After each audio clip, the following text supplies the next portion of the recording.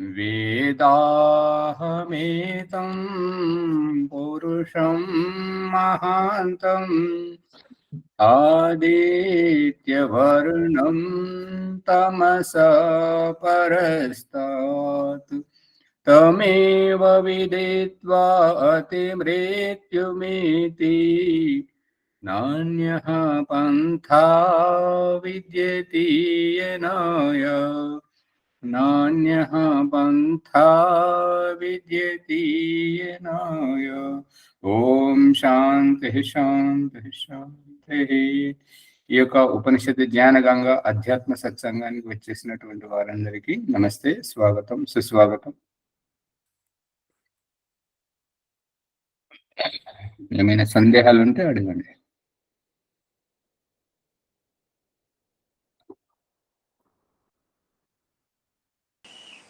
ఆచార్యజీ, మనసు చంద్రునితో తయారవుతుందా? ఏమంటారమ్మా? మనసు ఇప్పుడు మనకి కంటి దృష్టి సూర్యుని ఆదిత్యుని ద్వారా మనం చూడగలుగుతున్నాము.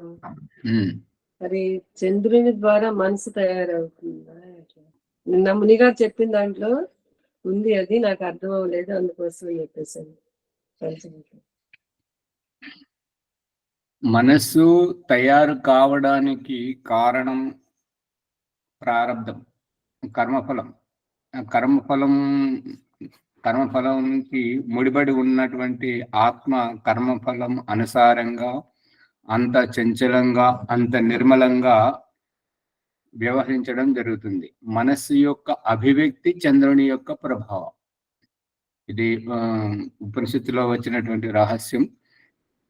చంద్రుని వల్లనే మనస్సు అనేటువంటి ఆహ్లాదకరంగా ఉండడం, అభివ్యక్తం అవ్వడం, ఇది ఒక చంద్రుని యొక్క కారణంగా. చంద్రుడు ఇతనికి స్వతంత్ర రూపం అనేటువంటిది, ప్రకాశం అనేటువంటిది లేదు, సూర్యుని ద్వారానే ప్రకాశిస్తున్నాడు. కాబట్టి మనస్సు అనేటువంటిది, మనస్సు యొక్క ఉత్పత్తి ప్రారబ్ధం, కర్మఫలము వల్ల అభివ్యక్తీకరణం మనస్సు కారణంగా, అవి చంద్రుని కారణంగా. అది నిజమే. ధన్యవాదాలు.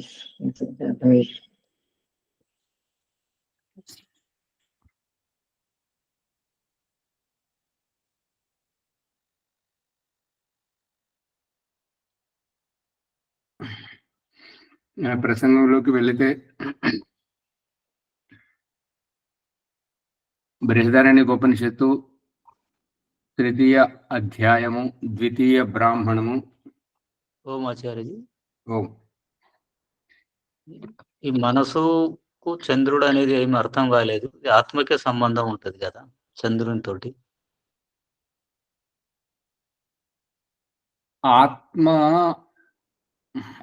ఆత్మ తోటి సంబంధము,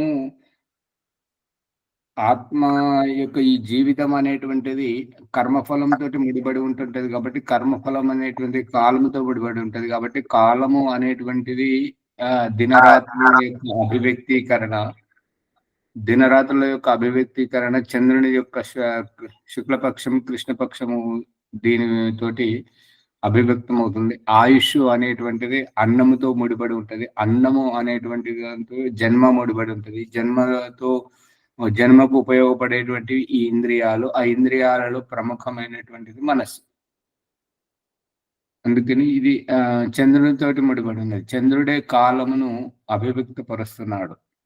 దినములో సూర్యుడు, రాత్రిలో చంద్రుడు, శుక్లపక్షము, కృష్ణపక్షము, ఈ యొక్క మాసము, ఈ యొక్క ఋతువులు, అయనములు సూర్యుని ద్వారా, ఈ ఋతువులు, ఈ యొక్క కాలము అనేటువంటిది సూర్యుని ద్వారా, చంద్రుని ద్వారా, ఈ యొక్క కాలము అనేటువంటిది అన్నంతో ముడిపడి ఉన్నటువంటిది, ఆయుష్తో కూడినటువంటిది. ఇంద్రియాలను జయించినప్పుడు, ఇంద్రియాల వశీకరణలో ఉన్నప్పుడు, ఇంద్రియాలు జయించినప్పుడు, జయించడం ఎప్పుడు అని అంటే స్వతంత్ర కర్త, ఆత్మ స్వయంభూ స్థితిలో ఉన్నప్పుడు, నేను నా జీవితం అనేటువంటి స్థితిలో ఇంద్రియాల మీద ఆధారపడి లేనప్పుడు ముక్తికి వెళ్ళేటువంటి స్థితిలో ఈ జీవితంలో ఈ శరీరంలో స్వయంభూ స్థితి, బ్రహ్మాండంలో పరమాత్మ స్వయంభూవుడు, ఈ దేహంలో జీవాత్మ స్వయంభూ. జీవాత్మ జీవాత్మకు ఈ శరీరంతో ముడిపడి కార్యాలు చేసుకోవాలి అంటే అయిష్ట అభివ్యక్తీకరణ అనేటువంటిది మనసు ద్వారా అభివ్యక్తం అవుతుంటది. ఇష్టమును వ్యక్తపరిచేది, అయిష్టమును వ్యక్తపరిచేటువంటిది, ఇంద్రియాల మీద ఆధారపడి ఉండేటువంటిది, ఇంద్రియాల అవసరం లేకుండా ఉండేటువంటి జీవితమును ఆత్మ అలవాటు చేసుకుంటుంటది. కాబట్టి ఏ పరిస్థితిలోన ఆత్మగానే ఉంటుంటది. ఇంద్రియాలతో అభివ్యక్తం అవుతుంది. కళ్ళతో చూస్తున్నట్టుగా, ముక్కుతో పీలుస్తున్నట్టుగా, నోటితో మాట్లాడుతున్నట్టుగా, కాళ్ళు చేతులతో కదలాడుతూ వ్యవహారం చేస్తున్నట్టుగా, ఈ రకంగా వీటన్నిటికి కాళ్ళు కదిలించాలన్నా, చెయ్యి కదిలించాలన్నా, కన్ను తెరవాలన్నా, మూయాలన్నా దీని వెనుక మనస్సు ఉంటుంటది. ఆ మనస్సును ఇంద్రియాల వెంట పరిగెత్తిచ్చేటువంటిది, ఇంద్రియాలతోటి విషయాన్ని అనుభవించేటువంటిది ఆత్మనే ఉంటుంటది. అందుకని ఆ ఆత్మను కాదని మనస్సుకు అస్తిత్వము లేదు. కాళ్ళు లేకుండా చెప్పులు ఏ రకనైతే వేసుకోలేము, చేతులు లేకుండా పనిముట్లతో పనులు ఏ రకనైతే చేయలేము, చూపు లేకుండా కళ్ళతోటి ఏ రకనైతే చూడలేము, వినికిడి లేకుండా చెవులతో ఏ రకనైతే వినలేము, పళ్ళు లేకుండా ముడి పదార్థాలను నమలలేము. అదే రకంగా మనసు లేకుండా ఇంద్రియాలు పనిచేయవు. మనస్సు అజ్ఞానావస్థలో మనసుతోటి చంచలంగా కనిపించేటువంటిది, జ్ఞాన ఉద్బుద్ధమైనటువంటి స్థితిలో నిర్మలమైనటువంటి శాంత చిత్త ప్రసన్న వదనంగా కనిపించేటువంటిది. దాని వెనుక ఆత్మనే ఉంటుంది. ఆత్మ యొక్క మనసు లేకుండా ఇంద్రియాలు పనిచేయమన్నారు. మరి ఆత్మ మనసు లేకుండా ఎట్లా పని చేస్తాయి? తన పనులు తను చేసుకోవాలి కదా. అవును, అది ఎలాగా? ఆత్మ సూర్యునికి మళ్ళీ స్వతంత్రత కదా, చంద్రుడికి మళ్ళీ మనసు. అంతేనా? ఇప్పుడు మళ్ళీ అడిగాను ముని గారు మీ ప్రశ్న. మనసు ఇంద్రియాలు బట్టి పని చేపిస్తుంది అన్నారు, సంతోషం, వాటి బాగుంది. మనసు లేకుండా ఆత్మ పనిచేయదు, ఇంద్రియాలు మనసు ఉంటేనే పనిచేస్తుంది అన్నారు. మనస్సుకు మనసు ఉంటేనే అన్నారు. అది ఎట్లా? ఈ యొక్క రహస్యం వెనుక ఉన్నటువంటిది ఏంటంటే, రాజు ఎప్పుడు యుద్ధంలోకి ఎప్పుడో చివరిసారి వెళ్తాడు. చిన్న చిన్న చిటికమటిగా ఉన్నటువంటి గొడవలన్నింటికి సైనికులే కొట్లాడతారు. కానీ గెలిచింది ఎవరు అంటే రాజు. రాజు యుద్ధ క్షేత్రంలోకి వెళ్ళలేదు, కత్తి పట్టలేదు, ఆ శత్రువును ఓడించలేదు, అయినా రాజు గెలిచాడని చెప్పేసి. అంటే దీని అభిప్రాయం ఏంటంటే, ఆ సైనికులు ఆ రకంగా కొట్లాడుతున్నారు అని అంటే వారి వెనుక వారికి ఆత్మిక శక్తిగా రాజు ఉన్నాడు. అదేవిధంగా ఇంద్రియాలను వశీకరించుకున్నప్పుడు ఇంద్రియాలను ఈ షట్చక్ర భేదనం చేసిన తర్వాత ఆత్మ సాక్షాత్కార స్థితిలో ఈ యొక్క జీవాత్మ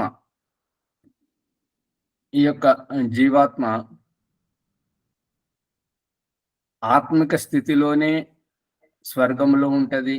స్వర్గం నుండి కూడా శుద్ధ ఆత్మస్థితిలోనే ఈ భవబంధాల్లోకి వస్తుంటది. ఈ భవబంధాల్లో నువ్వు పూర్ణ స్వేచ్ఛ స్వాతంత్రంగా నువ్వు ఉండలేవు. ఇదిగో నీకు ఈ ఇంద్రియాలు సహకరిస్తుంటాయి, ఈ ఇంద్రియాలతో కాలక్షేపం అవుతుంటది అని చెప్పేసి భగవంతుడు ఇంద్రియాలను ఇచ్చాడు. ఈ 84 లక్షల జీవరాశుల్లో కర్మఫలం అనుభవించిన తర్వాత ఇక ముక్తికి వెళ్ళాలి అని అనుకున్నప్పుడు, ఈ ఇంద్రియాలతో పని లేదని గ్రహించినప్పుడు, ఇంద్రియాలను శిథిలం చేస్తూ శిథిలీకరణం చేసిన తర్వాత ఆత్మస్థితిలోనే మళ్ళీ ముక్తిలోకి వెళ్ళడు.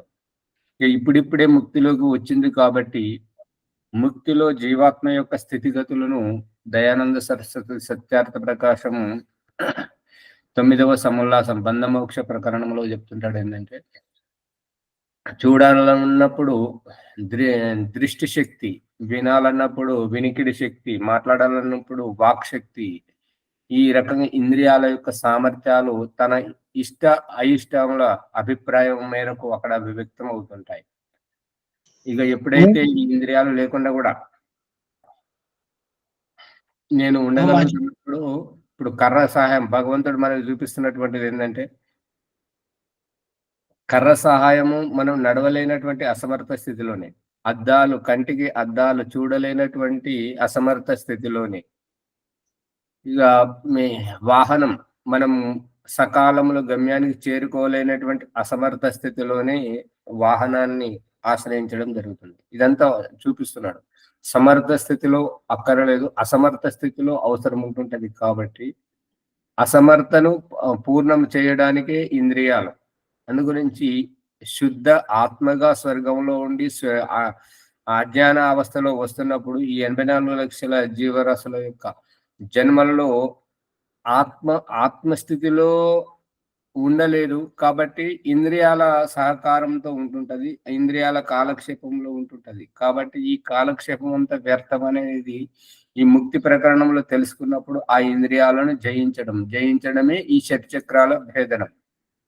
ఈ షట్చక్రాలను జయించి ఆ తర్వాత కేవలం ఆత్మస్థితిగానే శుద్ధాత్మగానే ముక్తిలో ప్రవేశిస్తుంది. అందుగురించి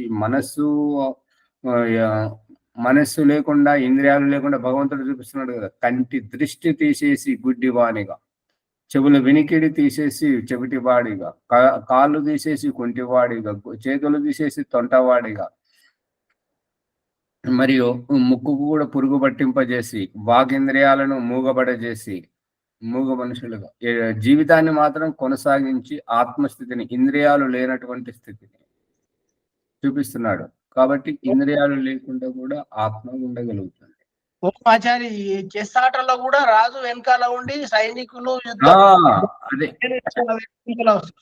అవును, ఆ రహస్యం. ఈ ఇంద్రియ కన్నురెప్ప లేపుతుంది అని అంటే లేపేటువంటిది ఎవరు? శ్వాస తీసుకుంటుంది అంటే పీల్చేటువంటిది ఎవరు? శ్వాస బయటకు వస్తుంది అంటే వదిలేటువంటిది ఎవరు? వింటున్నది అంటే ఈ శబ్దము యొక్క అభిప్రాయం ఏంటి, ఇది ఎవరి శబ్దము అని గ్రహించేది ఎవరు? నడవడానికి కాలు లేపుతున్నది ఎవరు? పని చేయడానికి ఈ చెయ్యి కదిలిస్తున్నది ఎవరు? ఇదంతా దీని వెనుక ఉన్నది ఆత్మ. మనం పరికరాలను ఎప్పుడు పట్టుకుంటామంటే అసమర్థ స్థితిలో. భగవంతుడు చూపిస్తున్నాడు కదా, ఈ యొక్క బలహీనతలు లేనప్పుడు ఏ పరికరం మనకు అక్కర్లేదు. అటువంటి స్వతంత్రకర్తగా పాణిని మహర్షి అష్టాధ్యాయంలో చెప్తున్నాడు, స్వతంత్రకర్త కర్మని ద్వితీయ. కర్మ చేసేటప్పుడు స్వతంత్రంగా ఉంటాడు జీవాత్మ. కర్మ చేసిన తర్వాత ప్రతిఫలితాన్ని అనుభవించేటప్పుడు ద్వితీయ, ఇతరుల మీద ఆధారపడి ఉండాలి, భగవంతుని మీద ఆధారపడి ఉండాలి. ఓం చెప్పండి మునిగారు. ఓం ఆచార్య, ఆత్మ లేకుండా మనసు ఇంద్రియాలతో పనిచేస్తుంది అన్నారు. అందు గురించి నేను ఆ ప్రశ్న అడిగాను. కానీ ఆత్మ ప్రమేయం లేకుండా మనసు ఏ పని చేయదని చెప్పి ఇప్పుడు స్పష్టీకరైంది. అవును, అంతే కదా. అదే ఈ ఆత్మ అనేటువంటిది ఈ మనస్సు చంచలంగా ఉండడానికి, కన్ను తెరవడానికి, చెవి వినడానికి, వాగేంద్రియం మాట్లాడడానికి, అన్నిటి వెనుక ఆత్మనే ఉంటుంది. అజ్ఞాన అవస్థలో ఇంద్రియాలు అభివ్యక్తం అవుతుంటాయి.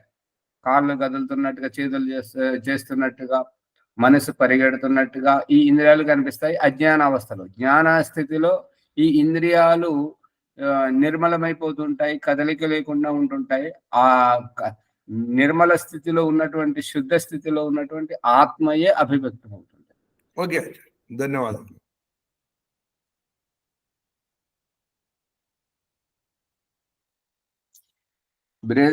బృహదారణ్యక ఉపనిషత్తు 3వ అధ్యాయము 2వ బ్రాహ్మణము ఒక 12వ సంపుటం. మనము నిన్న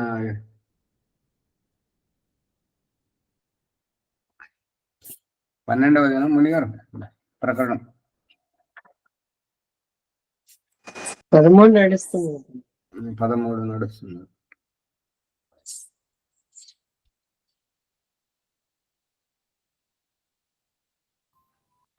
పదమూడు నడుస్తుంది మా ఆచార్య. 13 చెప్పాలి. 13వదా యాజ్ఞవల్క్యేతి హోవాచ యత్రాస్య పురుషస్య మృతస్య అగ్నిం వాగ్ అపి ఏతి వాతం ప్రాణశ్చక్షురాదిత్యం మనశ్చంద్రం దిశ శ్రోత్రం పృథివీ శరీరం ఆకాశం ఆత్మౌషధీర్ లోమాని వనస్పతీన్ కేశా అప్సు లోహితం చ రేతశ్చ విధీయతే క్వాయం తదా పురుషో భవతీత్యాహార సౌమ్య హస్తం ఆర్తభాగం ఆవామ ఏవ ఏతస్య వేదిష్యావో న అవేతత్ సజన ఇది. ఇప్పుడు మృత్యువు చనిపోయేటప్పుడు స్థితి ఏ రకంగా ఉంటున్నది, దాని యొక్క పరిస్థితుల గురించి చెప్తున్నాడు.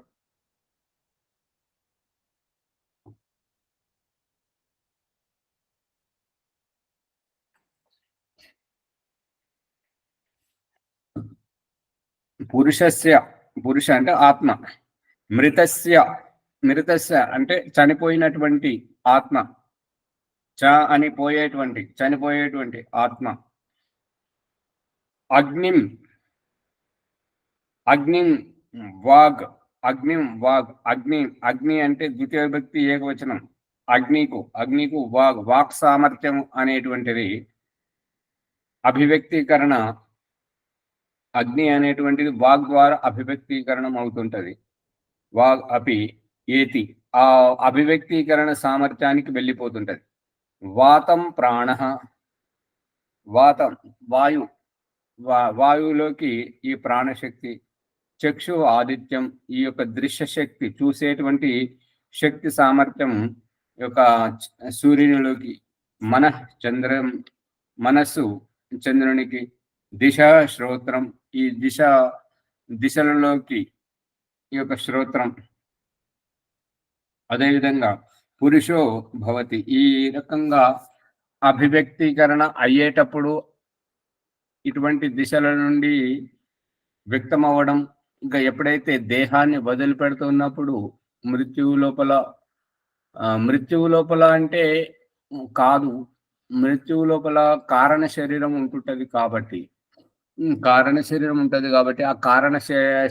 ప్రకారం ఈ యొక్క ఆత్మ ఆ యొక్క ఇంద్రియాలను అధీనంగా ఉండి జన్మిస్తూ ఉంటుంటది. ఎప్పుడైతే ముక్తికి వెళ్ళడం జరుగుతుంటదో, ఇంద్రియాల అవసరం లేని స్థితికి వెళుతుంటుంటదో, ఎప్పుడైతే షట్చక్రాల భేదనం చేస్తూ ఉంటుంటదో, ఒక్కొక్క ఇంద్రియం నుండి సంపర్కము లేకుండా సంబంధం తెంచుకోవడం జరుగుతుంటుంటది. కాబట్టి ఈ సంబంధాలను తెంచుకోవడం, సంబంధం అవసరం లేదు, సంబంధం లేకుండా జీవించడం అనేటువంటిది ఇంద్రజీతుని స్థితి. ఇంద్రజీతుడు అంటే ఇంద్రియాలను జయించేటువంటి స్థితి. ఇంద్రియాలను జయించడం అంటే ఇంద్రియాలను వినియోగించకుండా బ్రతికేటువంటి స్థితి. అటువంటి స్థితికి, శుద్ధ ఆత్మస్థితికి వెళ్ళేటప్పుడు ఇది ముక్తి ప్రకరణలోనే జరుగుతుంది. కాబట్టి ఈ యొక్క పునర్జన్మలో ఇంద్రియాలు అపేక్షితమై ఉంటుంటాయి. సుఖభోగాలను అనుభవించడానికి ఇంద్రియాలు కావాలి కాబట్టి అక్కడ ఇంద్రియాలకు అధీనంగా ఉండే ఇది బాగుంది, అది బాగలేదు అనేటువంటి పిప్పలం స్వాదవత్య దశలో ఉన్నటువంటి జీవాత్మకు ఇంద్రియాలు అవసరం. నా అశ్నన్యో అభిచాకశీతి ఏ రకంగానైతే పరమాత్మ అనేటువంటి పక్షి చెట్టు మీద ఉండి చెట్టు యొక్క ఈ సృష్టి యొక్క సుఖ దుఃఖం అనేటువంటి ఫలాలను భుగించకుండా సాక్షిభూతంగా ఏ రకంగానైతే ఉన్నదో ఆ పరమాత్మ వలె సాక్షిభూత స్థితికి వెళ్ళినటువంటి ఆత్మ ఇంద్రియాలతో పని లేదు కాబట్టి ఇంద్రియాలను జయించి, అదే భగవంతుడు ఈ దేహంతో ఉన్నప్పుడు, అజ్ఞానావస్థలో ఉన్నప్పుడు కన్ను పోగొట్టి చెవుల యొక్క వినికిడి శక్తిని లోపింపజేసి మాట్లాడే సామర్థ్యాన్ని బలహీనపరిచి, కాళ్ళు లేకుండా, చేతులు లేకుండా, ఒక్కొక్క ఇంద్రియంతో, వాక్ ఇంద్రియం లేకుండా మూగవాళ్ళుగా పుట్టించి బ్రతికించి చూపిస్తున్నటువంటి దాని కారణంగా ఈ యొక్క ముక్తి స్థితిలో జీవాత్మ ఈ ఇంద్రియాలు ఉన్నా ఇంద్రియాలను వినియోగించుకోకుండా, ఇంద్రియాలు లేకుండా కూడా తను సర్వసమర్థంగా ఉండడం. ఉదాహరణకు ఒక వ్యక్తికి ఇంటి నిండా పని మనుషులతో బ్రతికేటువంటి జీవితం ఒక జీవితం, మరొక జీవితం ఏ పని లేకుండా ప్రతిదీ తన పని తానే చేసుకునేటువంటి స్వతంత్ర స్థితి. ఇంటి నిండా పని మనుషులు ఉన్నటువంటి వ్యక్తి యొక్క స్థితి ఏంటంటే, పని మనిషికి చెప్తుంటాడు అన్నమాట, అరే చుట్ట తాగాలి, చుట్ట తీసుకొచ్చి నోట్లో పెట్టరా అంటారు. చుట్ట తీసుకొచ్చి నోట్లో పెట్టిన తర్వాత మరి చుట్ట అయితే పెట్టావు కదా, నిప్పుదేవా అంటే నిప్పు తెచ్చి చుట్ట మీద పెట్టేసరికి దాహం వేస్తుంది. అదే దాహం వేస్తుంది, నీళ్ళు తీసుకురారా అంటే నీళ్ళ కోసం పనివాడు పోతే ఈ చుట్టను ఇతను పీల్చేసరికి చుట్ట కదులుతుంటాయి. చుట్ట కదిలినప్పుడు ఆ చుట్ట మీదకి వెళ్ళి ఆ నిప్పు కణం అనేటువంటిది పడిపోయి తొడ మీద పడుతుంటది. అరే కాలుతుంది అని అంటుంది. అంటే పక్కన కూర్చున్న వ్యక్తి ఏమంటాడు, కాలుతుంటే దాన్ని జరుపుకోవచ్చు కదా అని అంటే, నేను జరుపుకుంటే వాడు ఉన్నది ఎందుకు పనివాడు? నేనే ఈ నిప్పు కణాన్ని జరుపుకుంటే, నా పని నేను చేసుకుంటే మరి ఆడు పనివాడు ఉన్నది ఎందుకు అనేటువంటి స్థితి పరాధీన స్థితిలో ఉండడం. ఇక ఏ పని మనిషి లేనటువంటి స్థితిలో ప్రతి పని తాను చేసుకునేటువంటి స్థితిలో అక్కడ స్వేచ్ఛ స్వాతంత్రంగా, ఈ పని మనుషులు ఉన్నటువంటి స్థితిలో ఏంటంటే పని మనిషే అన్ని చేసి పెట్టాలి, అక్కడ స్వేచ్ఛ అనేటువంటిది లేదు. ఆ పని మనుషుల మీద ఆధారపడి జీవిస్తున్నటువంటి జీవితం. ఈ యొక్క స్వతంత్ర జీవితంలో ఎవ్వరి మీద ఆధారపడి ఉండకుండా తనే ఎప్పుడు పడుకోవాలన్నా అప్పుడు పడుకోవచ్చు, ఎప్పుడు తినాలన్నా అప్పుడు తినవచ్చు, ఎప్పుడు ఏది చేసుకోవాలన్నా అది చేసుకోవచ్చు. మన పూర్ణ స్వేచ్ఛ స్వాతంత్రం. ఈ పూర్ణ స్వేచ్ఛ స్వాతంత్రం ఉన్న జీవితం ఒకటి, ఇంకొకరి మీద ఆధారపడి జీవించేటువంటి జీవితం ఒకటి. బాల్య జీవితం అమ్మ నాన్నలే నిద్ర లేపాలి, అమ్మ నాన్నలే మొహం కడగాలి, కాలకృత్యాలు శుద్ధి చేయాలి, స్నానం చేయించాలి, బట్టలు వేయాలి, తినిపించాలి, బడికి పంపించాలి. అదే మనం పూర్ణ యవ్వన దశలో ఉన్నప్పుడు మనమే నిద్ర లేవడం బాధ్యతగా, స్నానం చేసుకోవడం, కాలకృత్యాలు తీసుకొని స్నానం చేసుకొని బట్టలు వేసుకొని భోంచేసి మళ్ళీ మన బాధ్యత ఉద్యోగానికి కానీ వ్యాపారానికి కానీ వెళ్ళిపోవడం. ఇవి రెండు చూడండి. ఒకటేమో తల్లిదండ్రుల మీద ఆధారపడి ఉండడం, ఇంకొకటి మన కాళ్ళ మీద మనం నిలబడటం. ఇది భగవంతుడు చూపిస్తున్నాడు కదా. అందుకని ఇంద్రియాతీత స్థితి. ఈ ఇంద్రియాతీత స్థితిలో మనస్సు అనేటువంటిది అవసరం లేదు. అదే ఎప్పుడైతే ఈ ధ్యానం చెయ్యాలి అనేటువంటి ధ్యానం చేసే ప్రతి ఒక్కరు ఈ ఇంద్రియాల వెంట పడతారు. అందుకే మొట్టమొదట కళ్ళు మూసుకోండి, మనసును ఏకాగ్రం చేయండి, ఈ కాళ్ళు కదిలించద్దు, శరీరం కదిలించద్దు, మనసును ఏకాగ్రం చేయాలి అనేటువంటి ఇంద్రియాల వెంటబడి, ఇంద్రియాలు మన వశంలో లేవు కాబట్టి ఇంద్రియాల వెంటబడి ఈ ఇంద్రియాలను నియంత్రించేబడేటువంటిది చూపించడం. వాహనం నడిపేటువంటి స్థితి, నడపరానటువంటి స్థితిలోంచి నడిపేటువంటి స్థితికి నైపుణ్యం పొందేంత వరకు ఆ యొక్క క్లచ్ అంటే ఏంటిది, గేర్ అంటే ఏంటిది, బ్రేక్ అంటే ఏంటిది, స్టీరింగ్ అంటే ఏంటిది, లైట్లు అంటే ఏంటి, ఇండికేటర్ అంటే ఏంటిది, ఈ వెనకకు పోవడం ఏంటి, ముందుకు పోవడం ఏంటి, దాంట్లో సతమతం అవుతుంటాడు. ఎప్పుడైతే నైపుణ్యత వచ్చినప్పుడు ఆడుకుంటాడు వాహనంతో. అర్థమవుతుంది అమని గారు? స్వతంత్ర స్థితి, పరతంత్ర స్థితి, పరాధీన స్థితి, పూర్ణ స్వేచ్ఛ స్వాతంత్ర స్థితి, శుద్ధమైన ఆత్మస్థితి, అజ్ఞానంతో ఉన్నటువంటి అవిద్యాగ్రస్తమైనటువంటి స్థితి. ఇప్పుడు దేహంతో మనం ఉన్నాము అని అంటే వాళ్ళు జ్ఞానవంతులు కానీ అజ్ఞానవంతులు కానీ అందరూ అవిద్యాగ్రస్తంగానే ఉన్నట్టు. దేహాతీత స్థితిలో ఉండాలి. ఈ యొక్క ముక్తిని పొందేటువంటిది దేహాతీతంగా. ఈ దేహం నాకు ఒక బంధనం. ఇప్పుడు ఏంటంటే వాహనం ఉంటేనే నేను యాత్ర చేస్తాను, పనివాడు ఉంటేనే నేను పని చేసుకుంటాను, నాకు పూట గడుస్తుంది అనేటువంటి స్థితి నుంచి ఏ పని వాడు లేకున్నా అన్ని పనులు నేనే చేసుకుని నా జీవితాన్ని నేను జీవించడం. ఎవరు సుఖంగా ఉంటారు మునిగారు? స్వతహాగా చేసుకునేవాళ్ళు. ఆ స్వతహా చేసుకునేటువంటి స్థితి. ఎవరి గురించి ఎదురు చూడాల్సిన పని లేదు. తప్పు జరిగితే ఎవరిని అనాల్సిన పని లేదు. సంతోషమైన తనే అనుభవించాలి, బాధ అయినా తనే అనుభవించాలి. అంత స్వయం ప్రతిపత్తి. అదే పరాధీనత ఉన్నప్పుడు ఆ పని వాళ్ళు మంచిగా చేసి పెడితే ఆనందపడడం, వాళ్ళను ప్రోత్సహించడం, తప్పు చేస్తే వాళ్ళను తిట్టడం, వాళ్ళ మీద వాళ్ళని తొలగించడం, లేదంటే శిక్షించడం, మంచిగా చేస్తే వారికి ప్రమోషన్ ఇవ్వడం, ఇంకా అట్లా బాధ్యతలు ఇంకా ఎక్కువ బాధ్యతలు అప్పగించడం. అర్థమవుతుందా పుష్పమ్మ గారు? అర్థమవుతుంది. ఇప్పుడు ఈ పని వాళ్ళ మీద ఆధారపడి ఉన్నప్పుడు మనం ఎంత దూరంగా ఉన్నా అతడు మంచివాడా లేదా, అతన్ని నమ్మొచ్చా నమ్మకూడదా అనేటువంటిది మనకు అనుమానం ఉంటుంటుంది. అనుమానం అనేటువంటిది మన పరాధీనత. స్వేచ్ఛ స్వాతంత్రం నమ్మదగినటువంటి వ్యక్తులు ఉన్నట్టయితే నేను లేకున్నా వారు చూసుకుంటారు. అర్థమవుతుంది అమ్మని గారు? నమస్తే ఆచార్య. ఇప్పుడు 84 లక్షల జీవరాశులలో అవి భోజనులు కదా, మళ్ళీ మానవ జన్మ ఎత్తడానికి వీలు లేదు కదా. అవి పని చేయండి, అవే పని చేస్తాయి కదా, అవే అట్నే ఉంటాయి కదా. అవి భోజనులన్నీ మళ్ళీ జన్మ ఉండడానికి ఉండదా వాళ్ళకు మానవ జన్మ?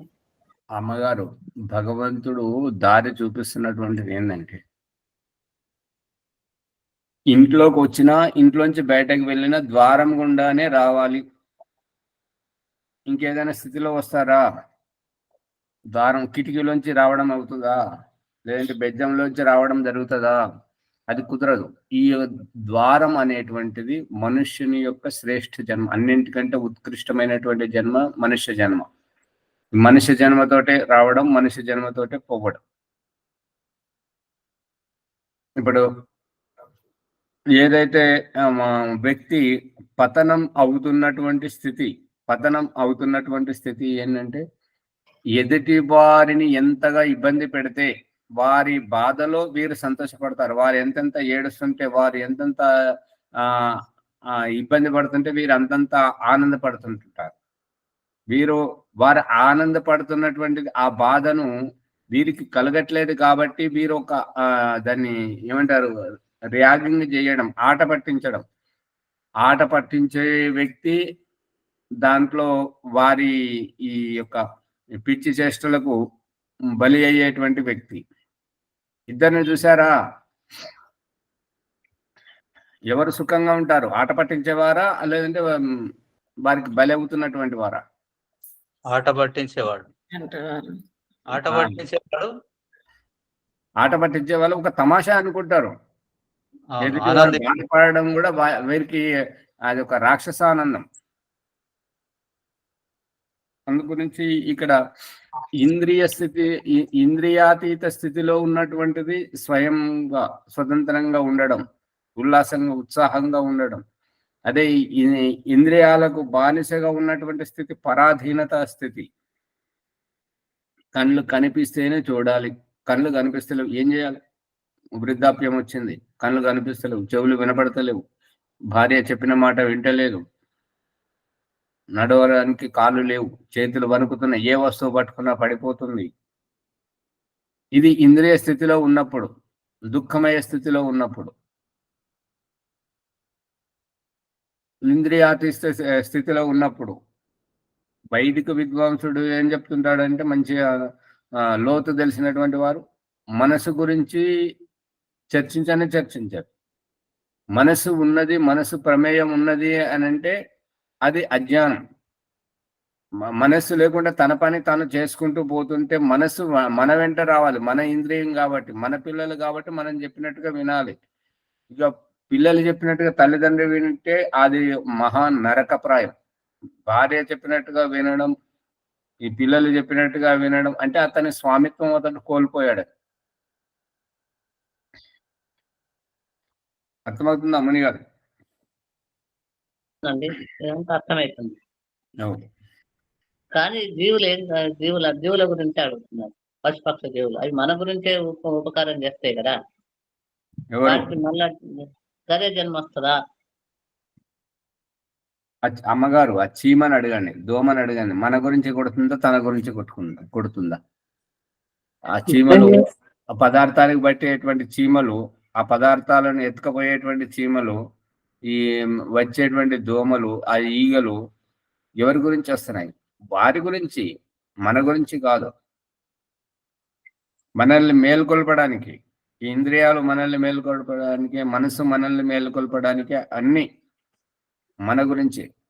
తల్లిదండ్రి మన గురించే, దేవుడు మన గురించే, అంత మనము మన గురించే. వీరంతా మన గురించేనా లేదంటే మనం వారి గురించా?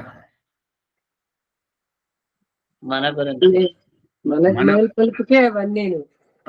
మన గురించి కాబట్టే మనం పుట్టేటప్పుడు వాళ్ళను పెద్దగా ఉంచి మనల్ని ఉద్బుద్ధం చేసేటువంటి స్థితి. మనము ఉద్బుద్ధమైనటువంటి స్థితికి వెళ్ళేసరికి వాళ్ళు వృద్ధులుగా చేతగాకుండా అయి ఈ దేహాన్ని విడిచిపెట్టి పోయేటువంటి స్థితి. అంటే ప్రాముఖ్యత ఎవరికి? మనకా వారికా? మాట్లాడారేంటి అట్లా కూర్చుంటే? మనకేనండి, మనకే. మరి ఈ ఇంద్రియాలు మనకే, దేవుడు మనకే, ఈ యొక్క సృష్టి బ్రహ్మాండం పదార్థాలన్నీ మనకే.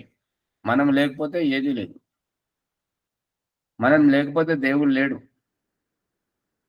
దేవుడు ఉన్నా అతని స్థితిని గుర్తించేది ఎవరు? దేవుడని. ఓ ఆచార్య, అది మనము లేకున్నా దేవుడు ఉన్నాడు. ఉన్నాడు, కానీ తెలుసుకోవాలా? గుర్తించడానికి కావాలి కదా. తల్లిదండ్రులు ఉంటారు. అదే కదా. అందుకే ఇక్కడ చూపిస్తున్నటువంటిది ఆ రహస్యం ఏంటంటే గర్భధానం అయ్యే స్థితి. అందుకే ముందు పురుషుడు గర్భం దాలుస్తాడు. పురుషుడు గర్భం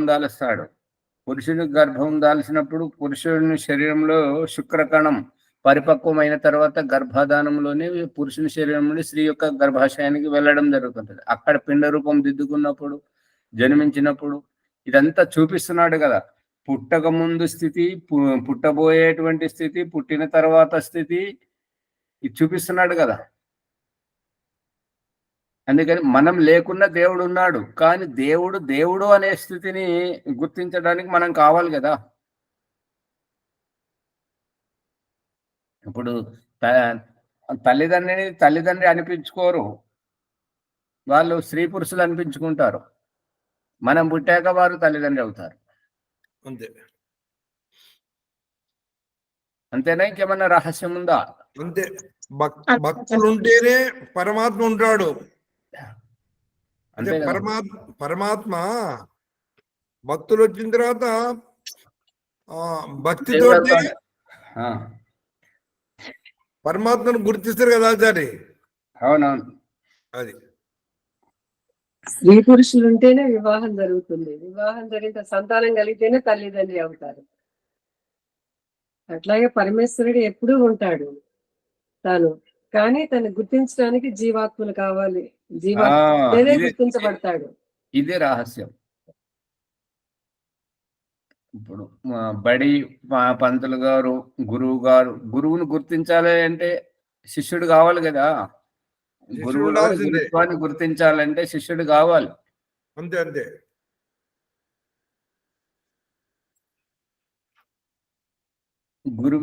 స్త్రీని గురువినిగా గుర్తించాలంటే గర్భంలో శిశువు ఉండాలి. అంతే. అర్థమవుతుందా?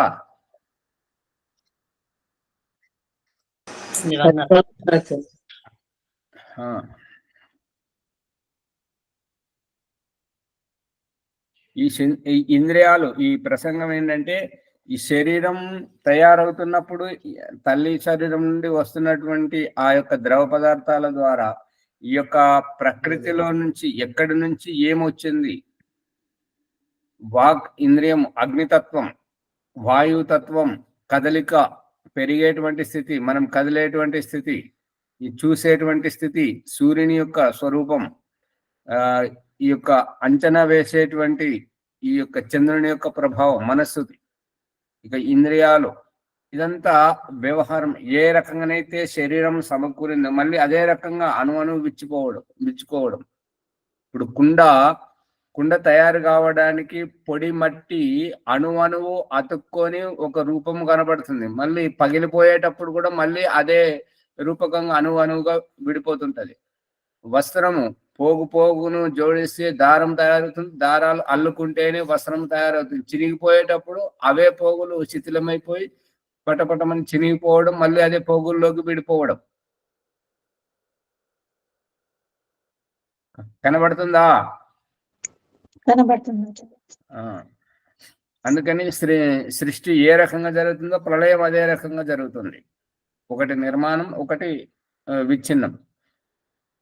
ఇప్పుడు ఈ దేహానికి కాదు, ఈ సృష్టి వ్యవస్థకు ప్రతిదీ జీవాత్మ సంయోగంలో నిర్మాణ స్థితికి వెళ్తుంటుంటది.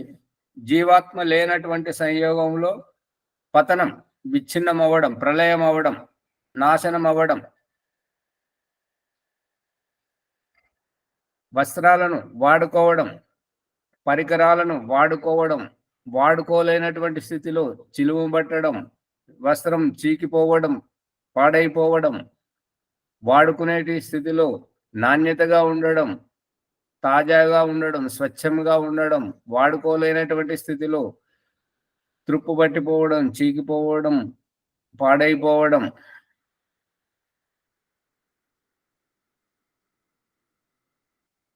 గమనిస్తున్నారా లేదా?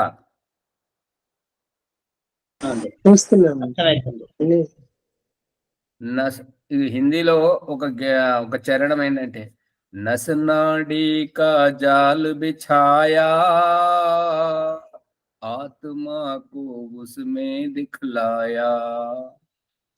ఈ చెరువులో ఉండే నాచు ఏ రకంగానైతే ఉంటుందో ఆ విధంగా మన శరీరం అంతా ఈ యొక్క ఒక వల మాదిరిగా ఈ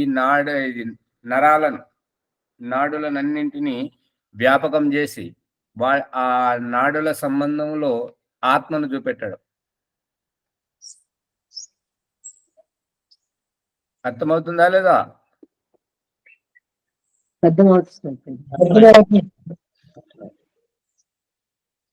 శరీరం ఆకాశం. ఈ ఆకాశం అనేటువంటి స్థితి ఖాళీ ప్రదేశం. ఖాళీ ప్రదేశం అంటే ఒక వస్తువు పెట్టడానికి స్థలం కావడం, అవసరమై ఉండడం. ఇక భగవంతుడు చూపిస్తున్నటువంటిది ఏంటంటే అణువున ఆకాశం ఉన్నదనేటువంటిది. పుట్టినటువంటి పసిగుడ్డు ఇప్పుడు పురుషుని శరీరంలోకి నుంచి వచ్చేటప్పుడు ఈ యొక్క జీవాత్మ ఒక తోక పురుగులాగా ఉంటుంటది. ఆ తోక అనేటువంటిది గర్భంలోకి వెళ్ళినాక కాళ్ళలాగా విడిపోవడం, ఈ తల అనేటువంటిది తలగా, ఈ యొక్క శరీరం దాంట్లో చేతులు విడిపోవడం, మళ్ళీ వేళ్ళుగా విడిపోవడం, అదంతా నిర్మాణాత్మకంగా జరగడం. ఈ యొక్క రూపం పెట్టడానికి దోమ రూపాన్ని పెట్టడానికి, ఈగ రూపం పెట్టడానికి, మనుష్య జన్మను పెట్టడానికి ఆకాశం కావాలి. ఖాళీ ఉన్న ప్రదేశంలోనే పెడతారా, లేదా ఖాళీ లేని ప్రదేశంలో పెడతారా ఏదైనా వస్తువు? భగవంతుడు చూపిస్తున్నాడు కదా మనకు. ఖాళీ ఉంటేనే కదండి. ఆ ఖాళీ ఉన్న ప్రదేశంలో పెట్టడానికి వసతిని ఆకాశం ఖాళీగా ఉంటేనే వస్తువు పెట్టడానికి వీలవుతుంది. గమనిస్తున్నారా? పాత్రలో కూడా ఖాళీగా ఉంటేనే ఆ పాత్రలో పదార్థం పోస్తూ చూపించడం, ఖాళీ ఉన్న దగ్గరే పదార్థం పెట్టడం, బండి పార్కింగ్ చేయడం కానీ, బట్టలు వేయడం కానీ, ఆరేయడం కానీ, ప్రతిదీ ఆకాశ స్థితి, అస్తిత్వ స్థితి, ఆకాశం స్థితి. ప్రభాకర్ గారు పట్టుకుంటున్నారా? వింటున్నాం.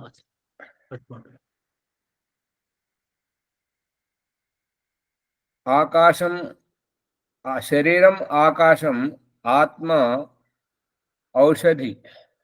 ఆత్మ ఔషధం నిర్మాణం, మంచి చేయడం. ఇక ఔషధ మొక్కలుగా ఉన్నటువంటివి రోమాలు. ఈ ధ్రువాది మనస పరిక్రమలో ధ్రువాది విష్ణు రధిపతి కల్మాష, ఈ కల్మాష గ్రీవం అనేటువంటిది అర్థమైందా? ఈ కల్మాష గ్రీవం గురించి భగవంతుడు చూపిస్తున్నటువంటిది ఏంటంటే ఆవు జాతి దీంట్లో మెడలో గంగడోలు ఉండడం. అది గేదెలకు ఉండదు, మరి అది గుర్తుపెట్టుకోండి, గేదెలకు ఉండదు. ఈ గంగడోలు ఏంటంటే ఈ భూమి యొక్క ఛిద్రాల నుండి వస్తున్నటువంటి భూగర్భ విషవాయువులు అన్ని దానికి ప్రభావితం కాకుండా ఉండడానికి ఎప్పటికప్పుడు ఇట్లా మెడలో ఊగుతూ ఉండడం. అంటే ఆ యొక్క భూగర్భ విషవాయువులన్నీ విచ్ఛిన్నపోవడం. అందుకే దానికి గంగ అంటే శీతలం, డోలు అది ఊగడం. అదే దానికి ఈ రకంగా చెప్తున్నాడు. ఈ యొక్క ఇక్కడ ఈ ప్రసంగం ఎందుకు వచ్చిందంటే మన దేహంలో ఉండేటువంటి రోమాల గురించి చర్చ వస్తున్నది. అదే ప్రకృతిలో ఉండేటువంటి వృక్ష వనస్పతి ఔషధాల గురించి చర్చ వస్తున్నది. ఈ భూమి మీద ఉండేటువంటి పచ్చి గడ్డి వృక్ష వనస్పతి ఔషధాలు, వాటిని ఈ యొక్క భూమి మీద ఈ గడ్డి ఉండడానికి కారణం ఏంటంటే భూగర్భ విషవాయువులు వస్తున్నప్పుడు ఆ యొక్క విషవాయువులు ఈ యొక్క భూమి యొక్క ఛిద్రాల నుండి ఆ యొక్క కాలుష్యం వస్తున్నప్పుడు ఆ గడ్డి అనేటువంటిది ఎక్కడికక్కడ దాన్ని నిర్వీర్యం చేస్తుంటది. అదే ఇప్పుడు మన గొంతులోంచి వస్తున్నటువంటిది ఏదైనా కార్యక్రమం చేస్తుంటే ఎవరైనా దాన్ని నిందించడానికి, మనల్ని ఇబ్బంది పెట్టడానికి ప్రయత్నం చేస్తే ఇతడు పదే గొడవ చేస్తున్నాడు కాబట్టి ఇతన్ని వేదిక మీదకి తీసుకొచ్చి సన్మానం చేయాలని చెప్పేసి అతని మెడలో యొక్క పూలమాల వేసి శాల్వ గప్పి సన్మానం చేయడం.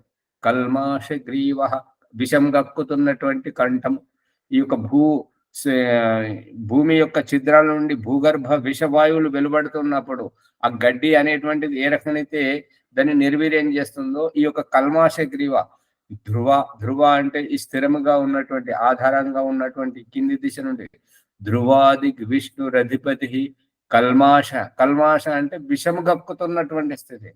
విషం గక్కుతున్నటువంటి స్థితిని ఏ రకంగానైతే ఆ పచ్చిక బయలు వృక్ష వనస్పతి ఔషధి అది ఎక్కడికక్కడ నిర్వీర్యం చేస్తుందో అదే ఈ యొక్క మనం చేసేటువంటి కార్యాన్ని ఓర్వలేనటువంటి వ్యక్తి, ఎప్పటికీ ఏదో ఒక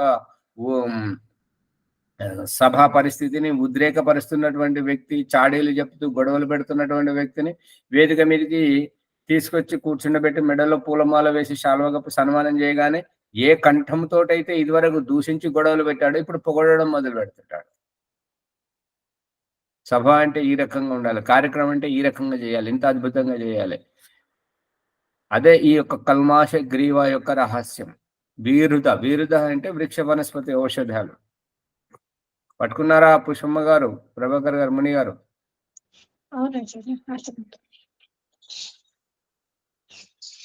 అందుకని ఈ యొక్క శరీరం, ఆకాశం, ఆత్మ. ఈ యొక్క శరీరము ఆకాశం ఖాళీ ప్రదేశంలో ఉన్నటువంటిది. ఆత్మ యొక్క అస్తిత్వానికి శరీరం అవసరం, జన్మ అవసరం, ఆకాశం అవసరం. వృక్ష ఔషధి వనస్పతి ఇవన్నీ మన స్వేదరంధ్రాల్లో ఉండేటువంటి పక్కన ఉండేటువంటి రోమాలు.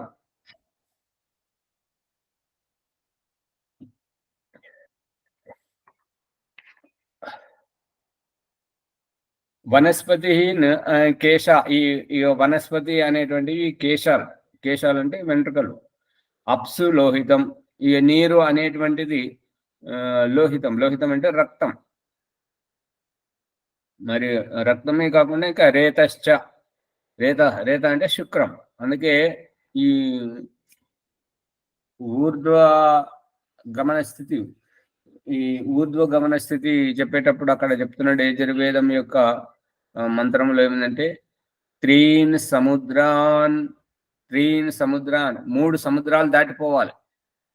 ఏమిటి అంటే ఈ మూత్రకోశము, శుక్రకోశము మరియు ఈ రక్తం, ఈ 3 దాటేసి ముందుకు వెళ్ళాలి, మస్తిష్కానికి వెళ్ళాలి. 3 సముద్రాన్ అతి త్రిపత్, తరించిపోవాలి. ఇది తరించిపోవడం. నీరు అవసరం లేకున్నా జీవించడం, ఏ ఇబ్బంది లేకున్నా.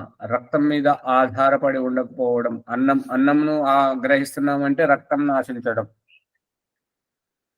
దాంతో శుక్రం తయారు కావడం. ఈ యొక్క ధాతువుల మీద ఆధారపడి ఉండకుండా ఈ యొక్క రక్తస్థితి, వీర్యస్థితి, ఈ యొక్క మూత్రస్థితి, వీటన్నింటికి అతీతంగా ఉండడం, ఆత్మస్థితిగా ఉండడమే ఈ ఊర్ధ్వరేతస్సులు అయ్యేటువంటి స్థితి. అందుకే చూపిస్తున్నటువంటిది ఏంటంటే దేహంలో మన అన్నం ద్వారా తయారయ్యేటువంటి ఆ శుక్ర రూపం, కనబడేటువంటి వీర్య రూపంతో మన దేహాన్ని పుష్టి చేయడం, ఇదే బ్రహ్మచర్యం. ఇక ఆత్మ పైకి వెళ్ళడం, ఈడా పింగళ నాడి ద్వారా ఈ యొక్క సుషుమ్నలోకి వచ్చి సాక్షాత్కారం చేసుకోవడం. ఇది ఈ యొక్క స్థితి. సమయం పరిగెడుతుంది, విషయం ఇప్పుడే బయటకు వచ్చింది. మరి ఈ ప్రసంగాన్ని ఇక్కడ ముగించి మళ్ళీ రేపటి ప్రసంగంలో తెలుసుకుందాం. మళ్ళీ ఆలోచించి ప్రశ్నించండి. ప్రశ్నించి తెలుస్తుంది. చాలా లోతుగా మంచిగా అన్ని విప్పుకుంటూ వస్తున్నాడు, దాపరికం ఏమీ లేకుండా అంతా స్పష్టం చేసుకుంటూ వస్తున్నాడు. అందుకని సూక్ష్మంగా గ్రహించండి. ఓకే, నమస్తే.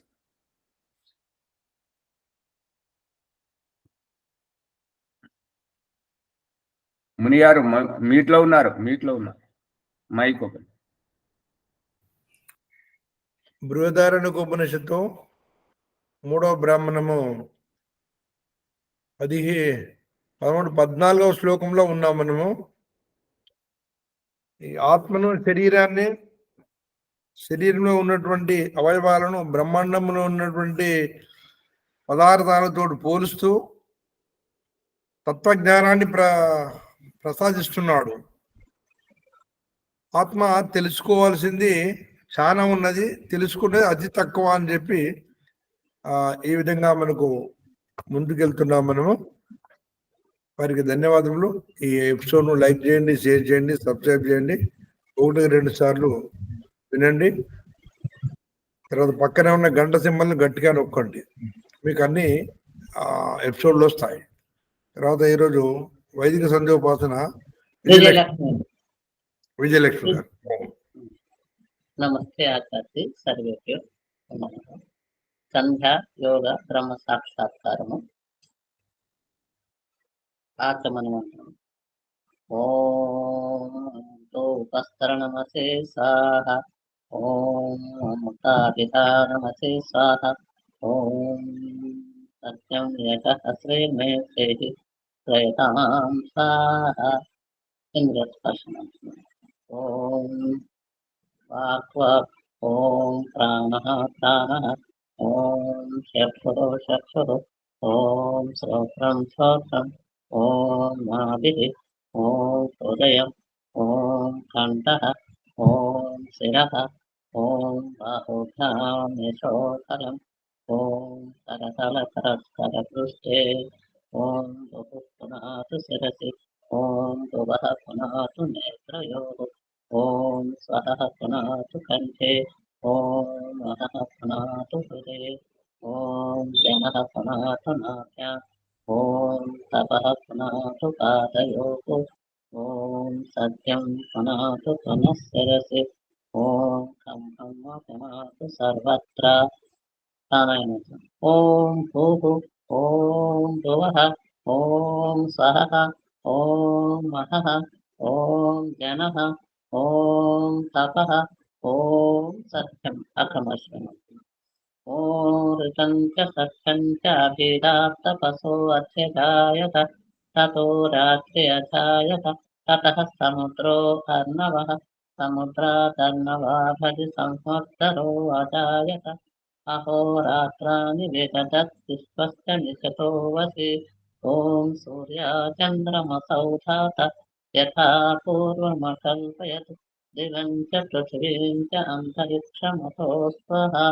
ఓం శన్నో దేవీరభిస్తయ आपो भवन्तु पीते यं यो रतिस्रवन्तु नः ॐ सपत्नम् ॐ प्राचीदिगग्निरधिपतिरसितो रक्षितादित्यायिषवः तेभ्यो नमो अधिपतिभ्यो नमो रक्षतृभ्यो नमः शिशुभ्यो नमः तेभ्यो अस्तु योऽस्मान् वेत्ति यं वयं विष्मस्तमोऽयं भेदत्मः ॐ दक्षिणादिन्द्रो अधिपतिस्थिरस्थिरादिरक्षितादितरैषवः तेभ्यो नमो अधिपतिभ्यो नमो नक्षत्रेभ्यो नमः ईश्वभ्यो नमः तेभ्यो अस्तु योऽस्मान् वेत्ति यं वयं विष्मस्तमोऽयं भेदत्मः ॐ प्रतीतिदिक्पर्णो अधिपतिः रुदापूरक्षितान्नमिषवः तेभ्यो नमो अधिपतिभ्यो नमो रक्षतृभ्यो नमः शिशुभ्यो नमः येभ्यो अस्तु योऽस्मान् वेत्ति यं वयं विष्मस्तमोऽयं भेदत्मः ॐ वदीति दिक्सोमो अधिपतिः स्वजो रक्षिता शनिरिषवः तेभ्यो नमो अधिपतिभ्यो नमो रक्षतृभ्यो नमः शिशुभ्यो नमः तेभ्यो अस्तु योऽस्मान् वेत्ति यं वयं विष्मस्तमोऽयं भेदत्मः ॐ ध्रुवादिद्विष्णुरधिपतिः कल्माषग्रीवो रक्षिता विधृतैषवः तेभ्यो नमो अधिपतिभ्यो नमो रक्षतृभ्यो नमः शिशुभ्यो नमः तेभ्यो अस्तु योऽस्मान् वेत्ति यं वयं विष्मस्तमोऽयं भेदत्मः ॐ ऊर्ध्वादिक् बृहस्पतिरधिपतिस्थितो रक्षिता विधृतैषवः तेभ्यो नमो अधिपतिभ्यो नमो नक्षत्रेभ्यो नमः शिशुभ्यो नमः तेभ्यो अस्तु योऽस्मान् वेत्ति यं वयं विष्मस्तमोऽयं भेदत्मः उपस्थानमन्त्रम् ॐ जातवेदसे सुनवाम सोममराजीयतो निदहाति वेदः तनः पर्षदति दुर्गाणि विश्वामावेव सिन्धुं दुरितात्यग्निः ॐ चित्रं देवानामुदरादनेकं चक्षुरुमित्रस्य वर्णस्य आग्नेः आप्राचावा पृथिवी अन्तरिक्षं सूर्या आत्मा जगतस्तु सच्च ॐ पुरुषं जातवेदसं देवं वहन्ति केशवः दृशे विश्वाय सूर्यम् ॐ उद्वयं तमसस्करिष्व पश्यन्त उत्तरं देवं देवत्रा सूर्यमगन्म ज्योतिरुत्तमम् ॐ तच्चक्षुरुदेवहितं पुरस्तात् शुक्रमुच्चरत् पश्येम शरदशतं जीवेम शरदशतं शृणयाम शरदशतं प्रब्रवाम शरदशतं अशीनाहसां शरदशतं भूयस्य शरदशतात् ॐ भूर्भुवः स्वः तत्सवितुर्वरेण्यं भर्गो देवस्य धीमहि धियो यो नः प्रचोदयात् हे परमेश्वर दयानिधि हे परमेश्वर ॐ भूर्भुवः स्वः तत्सवितुर्वरेण्यं भर्गो देवस्य धीमहि धियो यो नः प्रचोदयात् हे परमेश्वर सच्चिदानंद स्वरूप नित्य शुद्ध बुद्ध मुक्त स्वभाव अज निरंजन निराकार सर्वव्यापक सर्वांतर्यामी నీ దివ్యము పరిణ్యమునైన బుద్ధ విజ్ఞాన స్వరూపమును మా హృదయమున ఎల్లవేళలా ధ్యానించుగాక. మాకు సద్బుద్ధినిచ్చి సత్కర్మలను ఆచరించినట్లు అనుగ్రహించుగాక. విద్య జ్ఞానాదనను పొంది పరమ సుఖముగా పొందుతుగాక. నేను చేసిన ఈ జప ఉపాసనాది కర్మముల మూలమున మాకు ధర్మ అర్థ కామ మోక్షములను వెంటనే సిద్ధించనుగాక. ఓం నమః శంకరాయ చ మయోభవాయ చ నమః శంకరాయ చ మయస్కరాయ చ నమః శివాయ చ శివసరాయ చ. ఓం శాంతి శాంతి శాంతి. ఓం శన్నో దేవీరతిష్టయ आपो भवन्तु कीटये संयोधविस्वरन्तु नः अन्धयोगमतत्त्वम् ओम नमस्ते आचार्य सर्वे విజయలక్ష్మమ్మ గారికి ధన్యవాదాలు. అటు శాంతి పాఠ. ఓం దేవు శాంతి అంతరిక్షం శాంతి పృథివీ శాంతి ఆపః శాంతి ఓషధయః శాంతి వనస్పతయః శాంతి విశ్వే దేవాః శాంతి బ్రహ్మ శాంతి సర్వం శాంతి శాంతిరేవ శాంతి సామా శాంతిరేధి. ఓం శాంతి శాంతి శాంతి. ఓం నమస్తే ఆచార్య. సర్వేభ్యో నమో నమః. ఈ ఎపిసోడ్ ని లైక్ చేయండి, సబ్స్క్రైబ్ చేసుకోండి. ధన్యవాదాలు ఆచార్య.